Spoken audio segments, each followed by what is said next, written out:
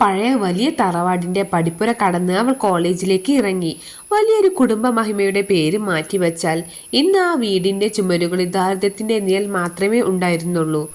Fees അടയ്ക്കാൻ പോലും ബുദ്ധിമുട്ടുന്ന തികച്ചും സാധാരണക്കാരിയായ ഒരു പെൺകുട്ടി. പക്ഷേ അതേ കോളേജിലെ മറ്റൊരു ലോകത്തായിരുന്നു അവൻ ജീവിച്ചിരുന്നത്.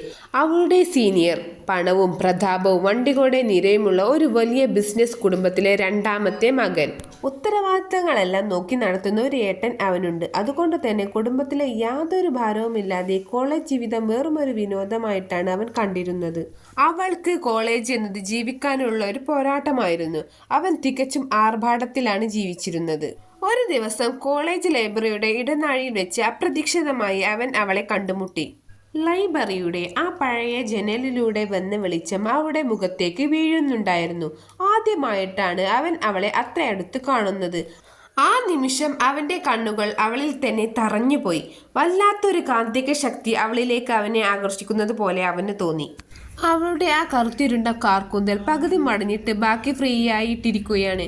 കാറ്റിൽ പറക്കുന്ന ആ മുടിയിഴകൾ അവളുടെ മുഖത്തേക്ക് വീഴുമ്പോൾ അവൾ അത് കാതോരത്തേക്ക് ഒതുക്കി വെക്കുന്ന കാഴ്ച അവനിൽ വല്ലാത്തൊരു ഭ്രമമുണ്ടാക്കി.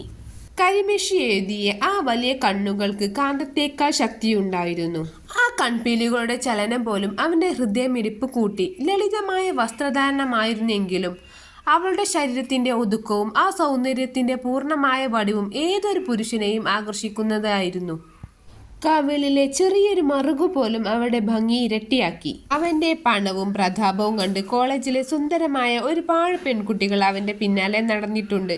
അവന്റെ ഒരു നോട്ടത്തിനായി, ഒന്ന് സംസാരിക്കാനായി അവർ കാത്തു നിൽക്കുമായിരുന്നു.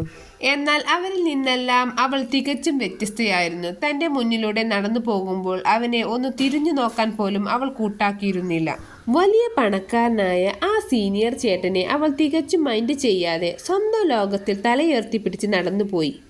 ആ അവഗണനയും അവളുടെ ആത്മാഭിമാനവുമാണ് അവനെ ഏറ്റവും കൂടുതൽ ഭ്രാന്തി പിടിപ്പിച്ചത്. പണത്തിന് മുന്നിൽ വീഴാത്ത ആ അഴകാണ് ഒറ്റ നോട്ടത്തിൽ തന്നെ അവളെ അവന്റെ ജീവനായി മാറ്റിയത്.